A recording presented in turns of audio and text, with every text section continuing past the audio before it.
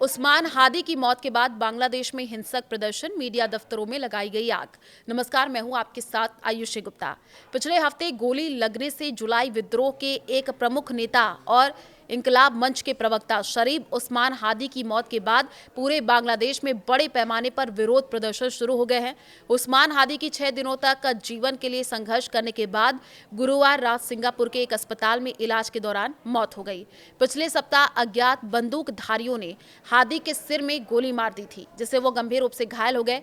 पिछले हफ्ते गोली लगने से जुलाई विद्रोह के एक प्रमुख नेता और इंकलाब मंच के प्रवक्ता शरीफ उस्मान हादी की मौत के बाद पूरे बांग्लादेश में बड़े पैमाने पर विरोध प्रदर्शन शुरू हो गए हैं। उस्मान हादी की 6 दिनों तक जीवन के लिए संघर्ष करने के बाद गुरुवार रात सिंगापुर के एक अस्पताल में इलाज के दौरान मौत हो गई। पिछले सप्ताह अज्ञात बंदूकधारियों ने हादी के सिर में गोली मार दी थी, जिसमें वो गंभीर रूप से घायल हो गए। हादी की मौत के बाद ढाका और चट्टग्राम सहित बांग्लादेश के कई हिस्सों में बड़े पैमाने पर विरोध प्रदर्शन शुरू हो गए हैं। इंकलाब मंच के संयोजक हादी की 12 दिसंबर को ढाका में सिर में गोली लगने के बाद इलाज के दौरान मौत हो गई। हादी के समर्थक गुरुवार रात सड़कों पर उतर आए। वे हत्यारों की गिरफ्तारी की मांग कर रहे थे। प्रदर्शन के दौरान राजधानी के कारवा बाजार में प्रोथोम आलो और डेली स्टार के दफ्तरों पर हमला किया गया। इस दौरान तोड़फोड़ की गई। मीडिया रिपोर्ट्स के मुताबिक डेली स्टार की बिल्डिंग में आग लगा दी गई। वीडियो में ये दिखाया गया है कि लोग लाठियों से अलग अलग मीडिया संगठनों के दफ्तरों पर कैसे हमला कर रहे हैं, दफ्तरों में तोड़फोड़ कर रहे हैं। प्रोथोम आलो के सामने सड़क पर भी आग लगी हुई दिखी है। इसके अलावा नागरिक के अनुसार कुछ कर्मचारी दोनों दफ्तरों में फंसे हुए।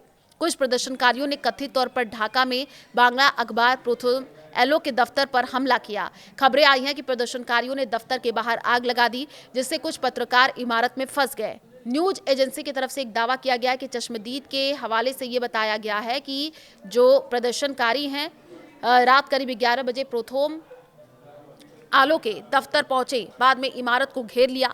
मीडिया रिपोर्ट्स के मुताबिक राजशाही में विरोध प्रदर्शनों के दौरान आवामी लीग के दफ्तर में भी आग लगा दी गई।